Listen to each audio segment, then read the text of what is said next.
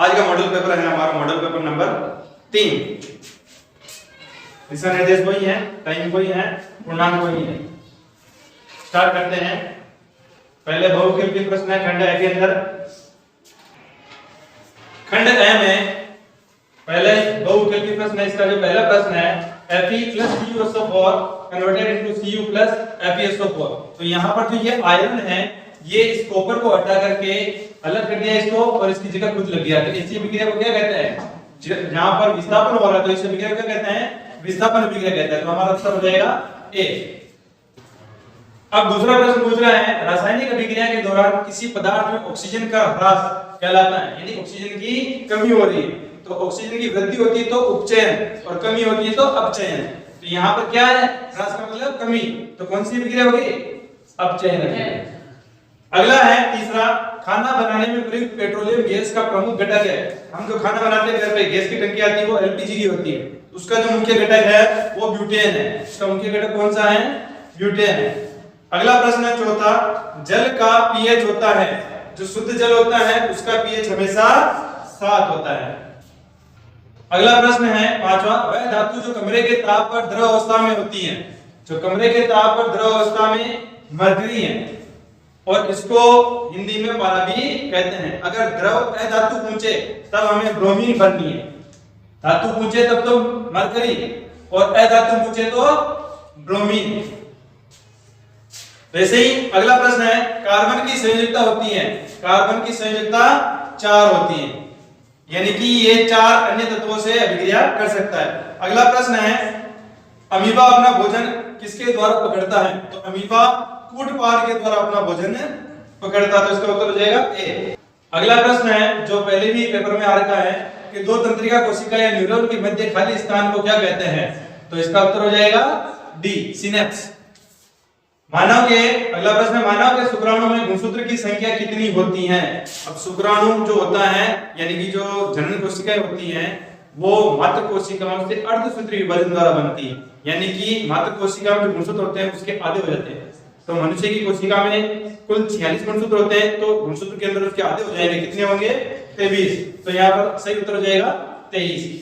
अगला प्रश्न है 10वां, निम्नलिखित में से मानव में कौन सा अवशेषी अंग पाया जाता है? अपेंडिक्स, जीभ, नेत्र और नाक। जीभ हमारे काम आती है, अवशेषी नहीं है। नेत्र हमारे काम आता है, अवशेषी नहीं है।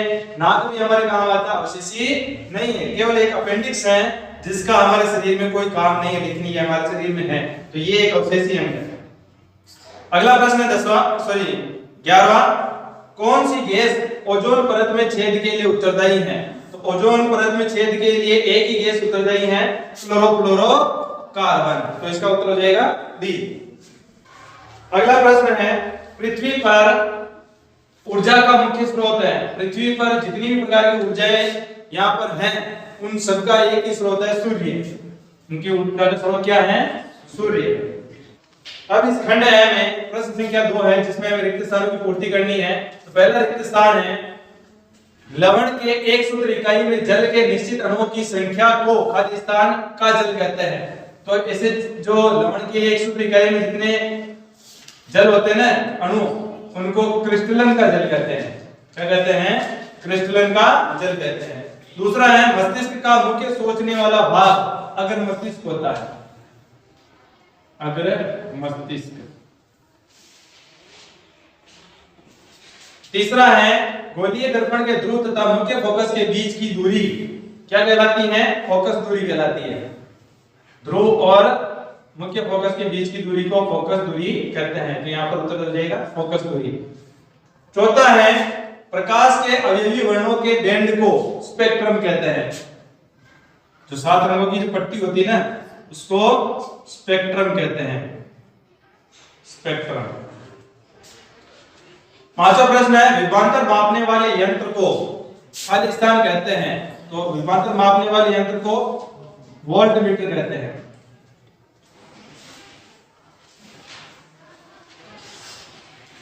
अगला प्रश्न है सौर सेल सौर ऊर्जा को किस ऊर्जा में बदलता है? सौर सेल सौर ऊर्जा को विद्युत ऊर्जा में बदलने का काम करता है। तो यहां पर लिखेंगे विद्युत।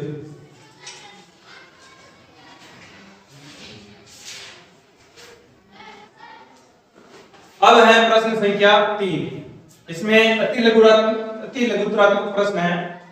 तो इसका जो पहला प्रश्न है, बिना भुजा चूने का सूत्र लिखिए। बिना भुजा चूना जो चूना है उसका सूत्र होता है CaO। और अगर भुजा हुआ पूछ ले, कौन सा पूछ ले है? भुजा हुआ चूना। भुजा हुआ चूना जो है ना उसका सूत्र होता है CaOH होल ट्वाइस। ये भुजे हुए चूना का सूत्र है। बिना भुजा पूछे तो CaO, बिना भुजा हुआ पूछे तो CaOH होल ट्वाइस। अगला प्रश्न है, एक कृत्रिम या संश्लेषित सूचक का नाम लिखिए। तो कृत्रिम, एक अपने जो लिटमस का नाम आता है वो तो प्राकृतिक सूचक है, लेकिन यहाँ पर कृत्रिम या संश्लेषित पूछ रहा। तो एक इसका उदाहरण है मिथिल ऑरेंज। एक और अगर दो पूछ ले तो फिनोप्थेलिन भी आप लिख सकते हो। तीसरा प्रश्न है, ऐसी दो धातुओं का नाम लिखिए जो हथेली पर रखते ही पिघल जाती है। ऐसी भी दो धातुएं हैं, अपवाद के रूप में आ रखा है, जिनको हथेली पर रखते ही पिघल जाती है, क्योंकि उनका जो गलनांक है वो बहुत ही कम होता है। तो इनका उदाहरण है एक गैलियम और दूसरी है सीजियम। चौथा प्रश्न है, आधुनिक आवर्त सारणी में समूह और आवर्त की संख्या लिखिए। तो आधुनिक आवर्त सारणी के अंदर समूह तो होते हैं 18 और आवर्त होते हैं 7। सारणी के अंदर जो खड़ी लाइनें है वो तो है 18 और जो आवर्त है यानी कि आडी लाइनें, क्षैतिज लाइनें, वो होती है 7।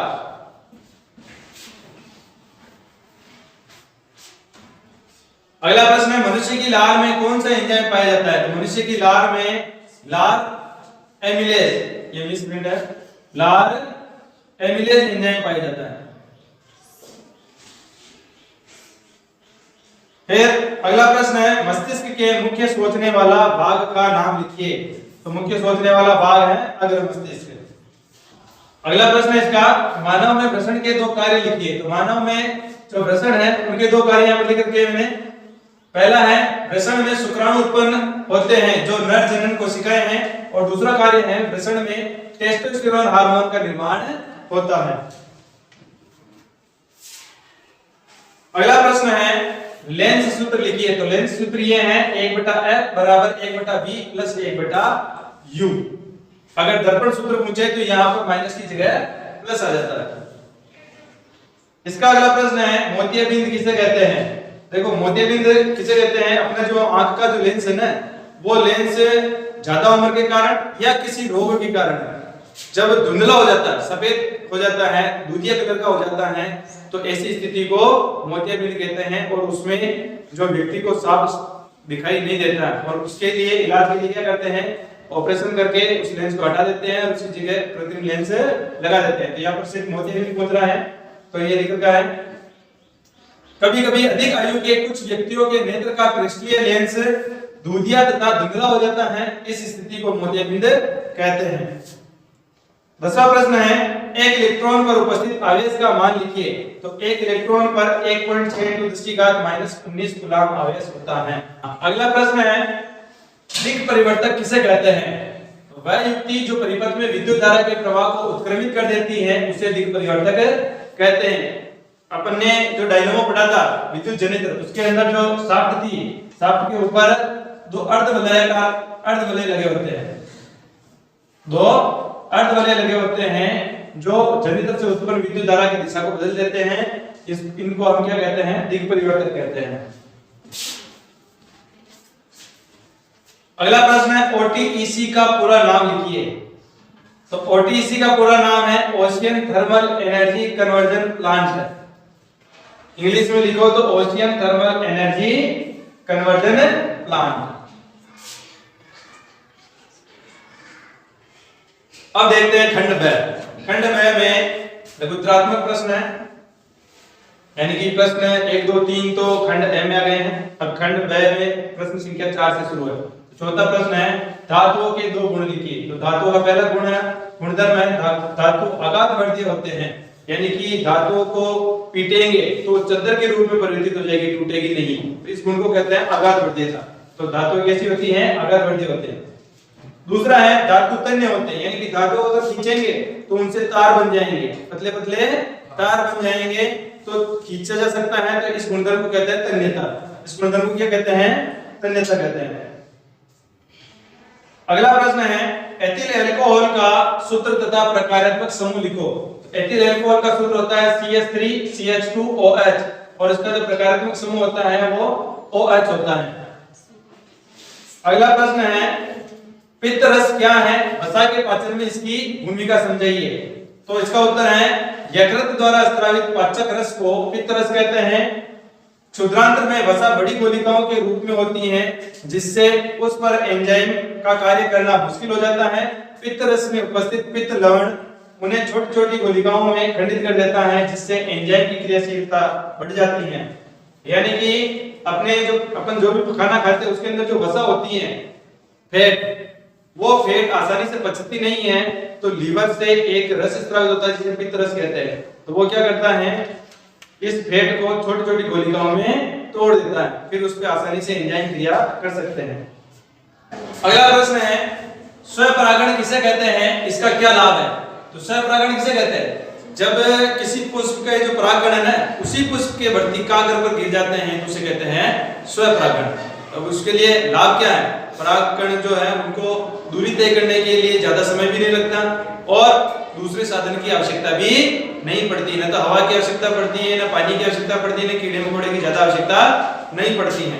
तो ये लिख रखा है जब किसी एक पुष्प के परागकण उसी पुष्प के वर्तिकाग्र पर स्थानांतरित होते हैं तो इसे स्वपरागण कहते हैं। लाभ क्या है, परागकणों को वर्तिकाग्र तक पहुंचने के लिए अन्य साधनों पर निर्भर नहीं रहना पड़ता है, परागकण व्यर्थ ही नष्ट नहीं होते हैं। इसके बाद अगला प्रश्न है समतल दर्पण द्वारा बने प्रतिबिंब की विशेषताएं लिखिए। अब समतल दर्पण जो हम रोज देखते हैं, हम जब भी सजते सवरते हैं स्नान करके जो दर्पण देखते हैं वो समतल दर्पण। तो विशेषता क्या है, पहली बात दर्पण के अंदर जो प्रतिबिंब दिखता है वो अपने बराबर ही होता है, बिंब के बराबर होता है। दूसरी बात दर्पण के अंदर जो प्रतिबिंब बनता है वो उतना ही दूरी पर होता है जितनी दूरी पर हम खड़े होते हैं, इतना ही होता है ना, उतनी दूरी पर होता है। यानी कि बिंब की दूरी जितनी दर्पण से है उतनी ही प्रतिबिंब की दूरी दर्पण से होगी। तीसरी बात, तीसरी विशेषता क्या है, तीसरी विशेषता ये है कि दर्पण के अंदर जो प्रतिबिंब बनता है वो पार्श्व परिवर्तित होता है, यानी कि अपना जो दायां हाथ है वो उसके अंदर बायां नजर आएगा और बायां हाथ दायां नजर आएगा। तो इसमें लिख रखा है कि समतल दर्पण द्वारा बने प्रतिबिंब की विशेषता यह है, पहला है प्रतिबिंब साइज में बिंब के बराबर होता है, दूसरा है प्रतिबिंब दर्पण से उतना ही दूर होता है जितना प्रतिबिंब दूर होता है, बिंब दूर होता है। फिर तीसरा है प्रतिबिंब पार्श्व परिवर्तित होता है। अगला प्रश्न है नवा, यह कहने का क्या तात्पर्य है कि दो बिंदुओं के बीच विभवांतर 1 वोल्ट है। ये 1 वोल्ट की परिभाषा यहां पर लिख रखी है। यदि दो बिंदुओं के बीच एक कूलाम आवेश एक बिंदु से दूसरे बिंदु तक ले जाने में 1 जूल कार्य किया जाता है तो उन बिंदुओं के बीच विभवांतर 1 वोल्ट होता है। यानी कि माना कि यहाँ पर ये दो बिंदु है, ये बिंदु नंबर 1 और ये बिंदु नंबर 2। अगर यहाँ पर एक कूलाम आवेश को यहाँ से यहाँ तक ले जाने में 1 जूल कार्य करना पड़े तब इसे कहते हैं 1 वोल्ट विभवांतर। क्या कहते हैं, 1 वोल्ट विभवांतर।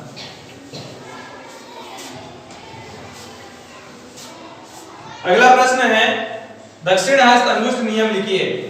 यह लिख रखा है यहाँ पर दक्षिण हस्त अंगुष्ठ नियम के अनुसार यदि हम अपने दाहिने हाथ में विद्युत धारावाही चालक को इस प्रकार पकड़े कि हमारा अंगूठा विद्युत धारा की दिशा की ओर संकेत करता है तो हमारी उंगलियां चालक के चारों ओर चुंबकीय क्षेत्र की क्षेत्र रेखाओं की दिशा में लिपटी होंगी। यानी कि माना कि ये कोई विद्युत धारावाही है, अगर हम इसको अपने दाएं हाथ से इस प्रकार से पकड़ें कि जो हमारा अंगूठा है वो विद्युत धारा की दिशा की ओर संकेत करता है तो इस जो हमारी अंगुलियां हैं वो चुंबकीय क्षेत्र की क्षेत्र रेखाओं की दिशा में लिपटी होंगी। अगला प्रश्न है 11वां, एक उत्तम ऊर्जा के स्रोत की विशेषताएं लिखिए। तो उत्तम ऊर्जा के स्रोत की विशेषताएं हैं, पहला तो है प्रति एकांक आयतन अथवा प्रति एकांक द्रव्यमान अधिक कार्य करे, यानी कि मात्रा कम कार्य ज्यादा, उष्मा ज्यादा देना चाहिए। दूसरा है सरलता से सुलभ हो, आसानी से मिल जाना चाहिए। तीसरा है भंडारण तथा परिवहन में आसान हो, यानी कि भंडार रखने के लिए भी जगह कम करनी चाहिए और एक जगह से दूसरी जगह पर लाने ले जाने में जो खर्च आता है वो कम लगना चाहिए। चौथा है सस्ता हो, ज्यादा महंगा भी नहीं होना चाहिए। अगला प्रश्न है पारितंत्र में अपमार्जकों की क्या भूमिका। अपमार्जक क्या करते हैं, जितने भी जो अपशिष्ट होते हैं, यानी कि कोई पादप अवशेष है या कोई पादप मर गया है या कोई जंतु मर गया है, तो उन सबको नष्ट करके प्रकृति में मिलाने का काम है कौन करते हैं, अपमार्जक करते हैं। कौन करते हैं, अपमार्जक करते हैं। तो यहाँ पर लिख रखा है जीवाणु तथा अन्य सूक्ष्म जीव पारितंत्र में अपमार्जकों का कार्य करते हैं। ये मृत पदार्थों पर आक्रमण कर जटिल कार्बनिक पदार्थों को सरल पदार्थों में बदल लेते हैं, जो आसानी से प्रकृति में पुनः मिल जाते हैं। अतः पदार्थों के पुनः चक्रण में अपमार्जक सहायता करते हैं तथा पारितंत्र को स्वच्छ रखते हैं। यानी कि हम पारितंत्र को खराब करने का काम करते हैं और ये जो अपमार्जक है ये पारितंत्र को वापस स्वच्छ करने का काम करते हैं। अगला प्रश्न है 13वां, क्या आपके विचार में संसाधनों का समान वितरण होना चाहिए। संसाधनों के समान वितरण के विरुद्ध कौन कौन सी ताकतें कार्य कर सकती हैं। तो उत्तर तो है संसाधनों के समान वितरण से हमारा अभिप्राय है कि प्राकृतिक संसाधनों का सभी के लिए समान लाभ हेतु वितरण, यानी कि सबको इसका समान लाभ मिलना चाहिए, इस प्रकार से वितरण होना चाहिए। लेकिन कुछ ताकतें हैं, जैसे कि देखो सरकारी एजेंट तथा कुछ स्वार्थी तत्व संसाधनों के समान वितरण के विरुद्ध कार्य करते हैं। वे अपने अधिकतम लाभ के लिए ही प्रयास करते हैं, यानी कि जो पैसे वाले लोग हैं, धनवान लोग हैं, और जो सरकारी एजेंट है वो पैसा देकर के भ्रष्टाचार करके उनको ज्यादा लाभ मिल सके, इस प्रकार से कार्य करते हैं। अगला प्रश्न है विस्थापन अभिक्रिया की परिभाषा और एक उदाहरण लिख दीजिए। परिभाषा है ऐसी रासायनिक अभिक्रिया जिसमें एक अभिकारक एक अधिक अभिक्रियाशील तत्व है कम अभिक्रियाशील तत्व को उसके यौगिक से विस्थापित कर देता है, उसे विस्थापन अभिक्रिया कहते हैं। इसका उदाहरण है CuSO4 प्लस Fe, यानी कि copper sulphate plus iron. Copper sulphate से जब आयरन अभिक्रिया करता है तो ये कॉपर को विस्थापित कर देता है और उसकी जगह खुद लग जाता है, यानी कि आयरन सल्फेट बन जाता है और कॉपर अलग हो जाता है। इस प्रकार की अभिक्रिया को विस्थापन अभिक्रिया कहते हैं। अगला प्रश्न है क्रिस्टलन जल किसे कहते हैं। लवण के एक सूत्र इकाई में जल के निश्चित अणुओं की संख्या को क्रिस्टलन का जल कहते हैं। जैसे कि ये सोडियम का लवण है, सोडियम कार्बोनेट का, तो इसके अंदर ये जो 10 अणु है ना, ये जल के हैं, तो ये क्रिस्टलन जल कहलाता है। अगला प्रश्न है एक्वा रेजिया किसे कहते हैं। तो एक्वा रेजिया दो अम्लों से मिलकर बनता है, हाइड्रोक्लोरिक अम्ल और नाइट्रिक अम्ल। हाइड्रोक्लोरिक अम्ल भी सांद्र और नाइट्रिक अम्ल भी सांद्र, लेकिन इनका अनुपात निश्चित है। 3 अनुपात तो होता है हाइड्रोक्लोरिक अम्ल और 1 अनुपात में होता है सांद्र नाइट्रिक अम्ल। जब इन दोनों को 3 अनुपात 1 के अनुपात में मिलाते हैं तो जो मिश्रण बनता है उसे एक्वा रेजिया कहते हैं और इसको रॉयल जल भी कहते हैं। और ये जो एक्वा रेजिया है ये सोने को गलाने की क्षमता रखता है। यहाँ पर लिख रखा है, इसकी परिभाषा लिख रखी है 3 अनुपात 1 के अनुपात में सांद्र हाइड्रोक्लोरिक अम्ल एवं सांद्र नाइट्रिक अम्ल का ताजा मिश्रण एक्वा रेजिया कहलाता है।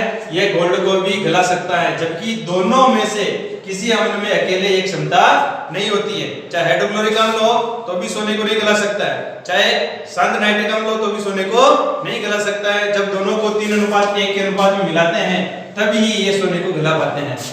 अगला खंड है खंड 6। इसके अंदर दीर्घ उत्तरात्मक प्रश्न है।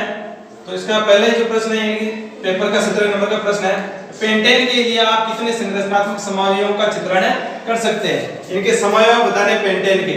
पेंटेन में देखो 5 कार्बन होते हैं, 5 कार्बन होते हैं और एकल बंध है सब में। तो एक प्रकार से तो जो सीधी व्यवस्था बनती है इसको हम नॉर्मल पेंटेन या एन पेंटेन कहते हैं। अब इसके बाद में हम इसकी एक शाखा निकाल सकते हैं। एक शाखा निकल गई तो इस प्रकार से बनता है, इसको बोलते हैं आइसोपेंटेन। और इसके बाद में एक कार्बन बीच में रख के इसकी 4 शाखाएं निकाल दी तो इसको कहते हैं नियोपेंटेन। तो 3 समूह हो गए, एन पेंटेन, आइसोपेंटेन और नियोपेंटेन। अगला प्रश्न है हृदय का नामांकित चित्र बनाइए। तो ये जो हृदय का नामांकित चित्र है वो आपको इस प्रकार से बनाना है। ये चित्र है जिसके अंदर ये बायां आलिंद ऊपर और इधर दायां आलिंद, नीचे जो 2 कक्ष होते हैं बायां निलय और दायां निलय, ये दायां निलय है। और इनको जो ये विभाजित करने वाला जो है इसको विभाजिका कहते हैं। अब ये यहाँ पर जो ब्लड आ रहा है ये शरीर के निचले भाग से महाशिरा द्वारा ये रक्त इसके अंदर आता है और ये शरीर के ऊपरी भाग से महाशिरा के द्वारा रक्त इसके अंदर आता है, यानी दोनों शरीर के ऊपर वाले भाग और नीचे वाले भाग दोनों से दो महाशिराएं जो है वो दाएं आलिंद के अंदर रक्त को लेकर के आती हैं। वैसे ही ये जो ऊपर वाली धमनी है ये फुफ्फुस में रक्त को ले जाती है। इसके बाद में यहाँ पर ये फुफ्फुस शिराएं होती हैं, जो फुफ्फुस शिराओं से शुद्ध रुधिर इस बाएं आलिंद के अंदर आता है, और एक महाधमनी होती है जिससे शरीर के अंदर रक्त भेजा जाता है। तो इस प्रकार से आपको ये चित्र बनाना है। अगला प्रश्न है प्रतिवर्ती चाप का नामांकित चित्र बनाइए। तो प्रतिवर्ती का चाप का आपको नामांकित चित्र इस प्रकार से बनाना है जो कि किताब के अंदर बन रखा है। इसमें ये एक भगोनी है जिसमें पानी गर्म हो रहा है, और हाथ जैसे इससे छूता है तो त्वचा के अंदर जो ग्राही कोशिकाएं होती हैं वो उस सूचना को ग्रहण करके मेरुरज्जु तक भेज देती हैं, और वहां से वापस संदेश मिलता है जिससे चालक कोशिकाएं पेशियों तक जाती हैं, पेशियों को हरकत करने के लिए आदेश देती है, जिससे हरकत होती है और हमारा हाथ वहां से हट जाता है। तो इस प्रकार का चित्र आपको बनाना है। अगला प्रश्न है मानव के मादा जनन तंत्र का नामांकित चित्र बनाइए। इसमें भी आपको चित्र बनाना तो मादा जनन तंत्र का जो चित्र है वो इस प्रकार का है, जिसके अंदर दो अंडाशय होते हैं दोनों तरफ, और अंडाशय से एक ट्यूब जुड़ी होती है जिसे फैलोपियन ट्यूब या अंडवाहिनी कहते हैं। जो अंडवाहिनी है वो गर्भाशय में खुलती है, गर्भाशय की मोटी दीवारें होती हैं, और गर्भाशय ग्रीवा के द्वारा योनि में खुलती हैं। इस प्रकार का चित्र आपको बनाना है। अब चलते हैं खंड द में। खंड द में विभिन्नात्मक प्रश्न आएंगे, जिसमें 21वां प्रश्न है निम्न अभिक्रियाओं के लिए संतुलित रासायनिक समीकरण लिखिए। तो पहला है calcium hydroxide plus carbon dioxide converted to calcium carbonate plus जल। इसकी जो संतुलित समीकरण है वो यहाँ पर लिख रखी है। एक के अंदर देखो CaOH whole twice plus CO2 converted to CaCO3 plus H2O। अब इसको संतुलित करने की आवश्यकता नहीं है क्योंकि ये पहले से ही संतुलित है। दूसरी है zinc plus silver nitrate converted to zinc nitrate plus silver. इसकी भी यहाँ पर लिख रखी है Zn plus 2AgNO3 converted to ZnNO3 whole twice plus 2Ag। ये संतुलित कर रखी है मैंने, यहाँ पर 2 लगाना है और यहाँ पर भी 2 लगाना है। फिर अगली अभिक्रिया है aluminium plus copper chloride converted to aluminium chloride plus copper. तो इसकी भी यहाँ पर लिख रखी है 2Al plus 3CuCl2 converted to 2AlCl3 plus 3Cu। चौथी है barium chloride plus potassium sulphate converted to barium sulphate plus potassium chloride. ये अवक्षेपण अभिक्रिया है, तो इसका यहाँ पर लिख रखा है BaCl2 plus K2SO4 converted to BaSO4 plus 2KCl। अब अथवा में जो प्रश्न पूछ रखा है उसको देख लेते हैं। अथवा में 3 प्रश्न है A B C। इसमें A में पूछ रहा है क्लोर क्षार अभिक्रिया किसे कहते हैं। क्लोर क्षार अभिक्रिया की परिभाषा यहाँ पर लिख रखी है सोडियम क्लोराइड के जलीय विलयन में विद्युत प्रवाहित करने पर यह वियोजित होकर सोडियम हाइड्रोक्साइड उत्पन्न करता है। इस अभिक्रिया को क्लोर क्षार प्रक्रिया कहते हैं। क्यों कहते हैं? क्योंकि इसमें जो निर्मित उत्पाद है वो एक तो क्लोरीन गैस होती है जिससे क्लोर लिया गया है, और एक सोडियम हाइड्रोक्साइड होता है जिससे क्षार लिया गया है, इसलिए इसको कहते हैं क्लोर क्षार अभिक्रिया। फिर बी में पूछ रहा है विरंजक चूर्ण का रासायनिक सूत्र बनाने की विधि लिखिए। तो यहाँ पर लिख रखा है मैंने विरंजक चूर्ण का रासायनिक सूत्र है CaOCl2, और इसको बनाने की जो विधि है वो है शुष्क बुझे हुए चूने यानी कि CaOH whole twice पर क्लोरीन गैस प्रवाहित करने पर विरंजक चूर्ण यानी कि CaOCl2 का निर्माण होता है। बनाने की विधि इतनी सी है। फिर सी में यह प्रश्न पूछ रहा है विरंजक चूर्ण के उपयोग लिखिए। विरंजक चूर्ण के उपयोग यहाँ पर लिख रखे हैं। पहला है वस्त्र उद्योग में सूती एवं लिनन के विरंजन के लिए, या कागज की फैक्ट्री में लकड़ी के मज्जा एवं लॉन्ड्री में साफ कपड़ों के विरंजन के लिए, यानी जो साफ सफेद कपड़े होते हैं उनमें अगर कोई दाग धब्बे लग जाते हैं तो उनका कलर उड़ाने का काम कौन करता है? विरंजक चूर्ण करता है। दूसरा है कई रासायनिक उद्योगों में एक उपचायक के रूप में भी इसका उपयोग होता है। तीसरा है पीने वाले जल को जीवाणुओं से मुक्त करने के लिए भी इसका उपयोग किया जाता है। अगला प्रश्न है प्रश्न संख्या 22। इसके 2 भाग कर रखे हैं ए और बी।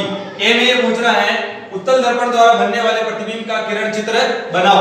उत्तल जबकि वस्तु की स्थिति अनंत तथा दर्पण के ध्रुव P के बीच में हो। तो यहाँ पर ये चित्र बना रखा है, जब वस्तु की स्थिति अनंत और P के बीच में होती है तो जो उत्तल दर्पण द्वारा प्रतिबिंब बनता है वो दर्पण के पीछे बनता है, यानी कि मुख्य फोकस और ध्रुव के बीच में बनता है, बहुत छोटा होता है। देखो बिंब की तुलना में प्रतिबिंब बहुत छोटा है और सीधा है, और दर्पण के पीछे है, इसका मतलब आभासी है।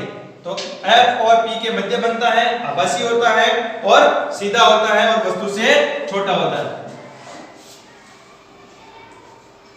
फिर इसके B में पूछ रहा है प्रकाश के अपवर्तन के दोनों नियम लिखिए। तो प्रकाश के दोनों जो नियम है अपवर्तन के वो यहाँ पर लिख करके मैंने, पहला नियम है, प्रथम नियम, आपतित किरण अपवर्तित किरण तथा दोनों माध्यमों को पृथक करने वाले पृष्ठ के आपतन बिंदु पर अभिलंब एक ही तल में होते हैं। जैसे कि आप अभी जो चित्र देखा था इसमें देख सकते हो, ये आपतित किरण है, ये आपतित किरण है और ये परावर्तित किरण है और ये अभिलंब, तीनों एक ही तल में, तीनों एक ही तल में है। तो ये प्रथम नियम है। फिर दूसरा नियम जो है इसको स्नेल का नियम भी कहते हैं, स्नेल का अपवर्तन का नियम भी कहते हैं। क्या है नियम कि आपतन कोण की ज्या sin i तथा अपवर्तन कोण की ज्या sin r का अनुपात स्थिर होता है, इसे अपवर्तनांक भी कहते हैं।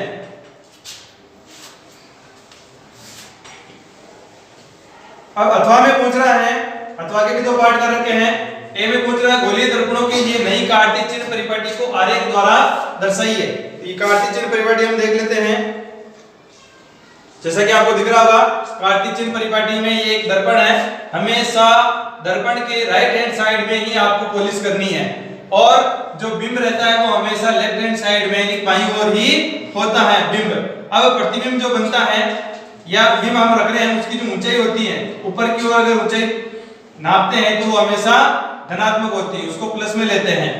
और अगर जो प्रतिबिंब बनता है वो सीधा बन जाता है तब तो उसकी ऊंचाई धनात्मक होगी, और अगर उल्टा बनता है तो उसकी जो ऊंचाई है उसको ऋणात्मक लेते हैं। वैसे ही दर्पण से यानी जो ये P है ना मुख्य बिंदु, इसका ध्रुव, इससे दाईं ओर अगर प्रतिबिंब बनता है तो इसको ऋणात्मक लेना है, इसकी दूरी को क्या लेना है, ऋणात्मक लेना है। और अगर P से बाईं ओर कोई प्रतिबिंब बनता है तो उसकी दूरी को हमें धनात्मक लेना है। यही कार्तीय चिन्ह परिपाटी है और इसका जो अभिलंब है इसको x अक्ष माना जाता है। बी में पूछ रहा है लेंस से संबंधित निम्न को परिभाषित कीजिए, मुख्य अक्ष और फोकस दूरी। तो इसकी परिभाषा यहां पर लेकर रखी है। मुख्य अक्ष की परिभाषा है किसी लेंस के दोनों वक्रता केंद्रों C1 तथा C2 को मिलाने वाली काल्पनिक सीधी रेखा को लेंस की मुख्य अक्ष कहते हैं। माना कि देखो ये लेंस है, ये कोई उत्तल लेंस है, तो इसमें दो होते हैं C1 और C2।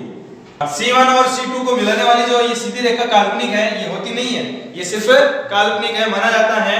तो इसको क्या कहते हैं, मुख्य अक्ष कहते हैं। क्या कहते हैं, मुख्य अक्ष कहते हैं।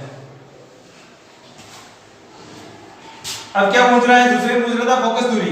तो दूसरी फोकस दूरी की परिभाषा यहां लिख रखी है कि प्रकाश केंद्र व मुख्य फोकस बिंदु के मध्य की दूरी को फोकस दूरी कहते हैं, इसे F द्वारा व्यक्त करते हैं। अब फोकस दूरी देखो, जहां पर मुख्य फोकस होता है, माना कि यहां पर मुख्य फोकस F है, ये F2 है, इधर होगा तो F1।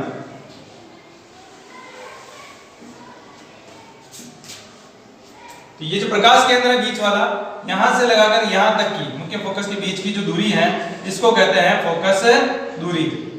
तो क्या कहते हैं, फोकस दूरी कहते हैं और इसको स्मॉल f से प्रदर्शित करते हैं। अगला प्रश्न है, अंतिम प्रश्न है इस पेपर का।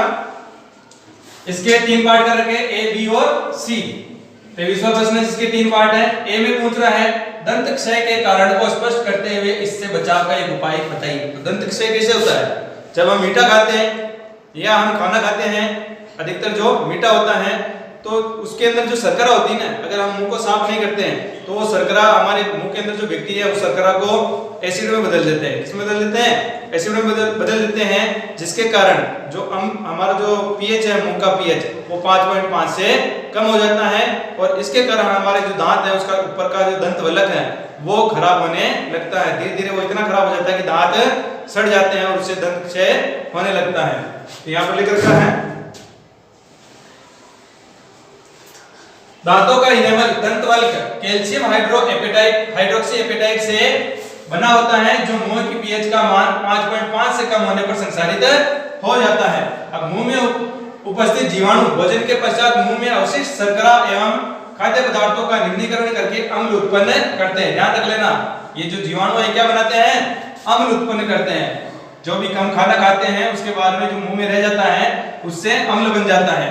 और अम्ल क्या करता है? अम्ल उत्पन्न करते हैं जिससे मुंह का पीएच 5.5 से, ये याद रखना, मुंह का पीएच 5.5 से कम हो जाता है और दंत क्षय प्रारंभ हो जाता है।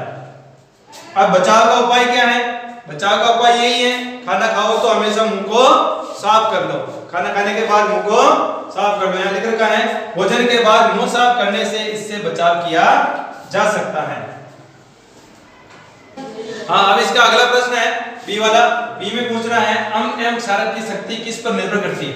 अम्ल की शक्ति तो हाइड्रोजन आयन पर निर्भर करती है और जो क्षारक है उसकी शक्ति हाइड्रोक्साइड आयन पर निर्भर करती है। जितने हाइड्रोजन आयन ज्यादा होंगे अम्ल की शक्ति बढ़ जाएगी और हाइड्रोक्साइड आयन ज्यादा होंगे तो क्षारक की शक्ति बढ़ जाएगी। यहाँ पर लिख रखा देखो,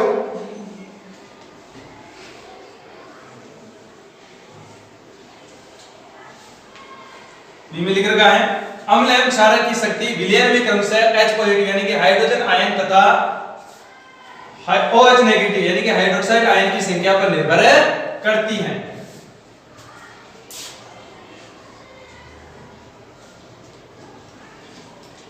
अब इसकी सी में पूछ रहा है पीएच स्केल किसे कहते हैं? तो पीएच स्केल की परिभाषा लिखनी है हमें। तो पीएच स्केल की परिभाषा भी यहाँ पर लिख रखी है मैंने कि किसी विलयन में उपस्थित हाइड्रोजन आयन यानी H पॉजिटिव आयन की सांद्रता ज्ञात करने के लिए एक स्केल विकसित किया गया है जिसे पीएच स्केल कहते हैं। अब अथवा में देख लेते हैं। अब इसके अथवा में एक प्रश्न है कि हमें इनको सुमेलित करना, निम्नलिखित को सुमेलित कीजिए। तो सुमेलित हम यहीं पर कर लेते हैं। जैसे कि जठर रस है, आप लोगों को पता है जठर रस का पीएच कितना होता है? जठर रस का पीएच होता है 1.2। वैसे दंत क्षय अभी थोड़ी देर हमने पहले पढ़ा था कि दंत क्षय कहां से शुरू होता है? 5.5 पीएच से, उससे कम हो जाती है तो दंत क्षय शुरू हो जाता है। शुद्ध जल की पीएच हम सबको पता है 7 होती है और लास्ट में बचा अम्लीय वर्षा। अम्लीय वर्षा होती है 5.6 पीएच। अम्लीय वर्षा की पीएच कितनी होती है? 5.6। अब इसका बी में पूछ रहा है कि लिटमस क्या है, इसे किससे प्राप्त किया जाता है? तो शायद पिछले वाले पेपर में मैंने बताया था कि लिटमस जो है वो एक प्राकृतिक सूचक है जो अम्ल और क्षार की उपस्थिति का पता लगाता है और ये एक थैलोपाइटा समूह के पादप लीचेन से प्राप्त किया जाता है। तो यहाँ पर लिख रखा है लिटमस एक प्राकृतिक सूचक है जिसे थैलोपाइटा समूह के लीचेन नामक पादप से प्राप्त किया जाता है। इस प्रकार से हमारा ये जो पेपर है मॉडल पेपर नंबर 3 पूरा हो गया है।